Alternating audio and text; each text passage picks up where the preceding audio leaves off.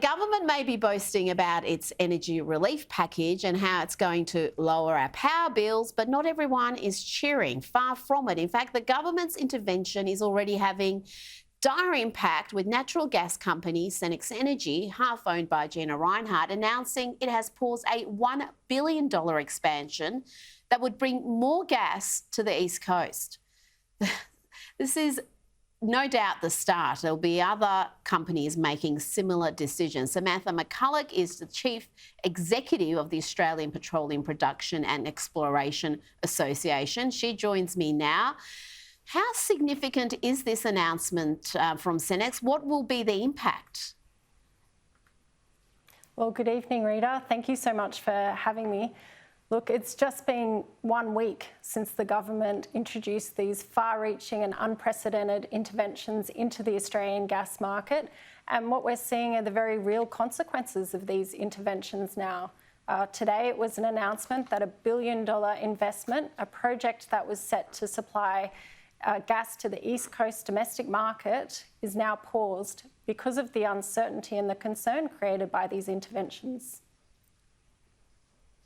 Well, it's sending all sorts of wrong messages, the government here. The intervention is sending messages overseas in terms of investment opportunities. And given the natural resources Australia is blessed with, what could be realistically done to provide Australians, and I'm talking both industry and households, with cheap, reliable energy? Well, certainly the world is watching, and these reforms and the way they have been introduced with no notice, with no consultation, are a concern not just for the Australian gas industry, but I think for the broader Australian industry, because it undermines Australia's reputation as a safe, stable investment destination. Now, what we need to see, and we all want to see cheaper energy for Australian households and Australian industry, and the industry supports targeted support for Australian households and industry. But the key to keeping prices low and to putting sustained and downward pressure on prices is bringing on that new supply. And so the industry needs a clear runway to ensure that investment can occur. And unfortunately, what we've seen with the interventions announced by the government last week is that it's having the opposite effect. What it is doing is actually increasing demand, reducing the case to invest in new supply, and creating greater problems down the track.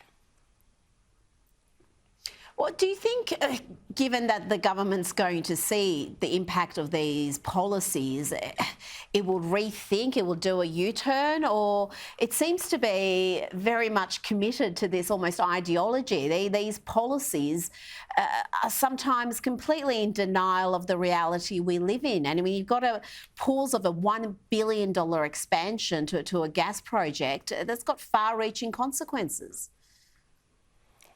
Indeed, it does. And I think what we want to see is solutions that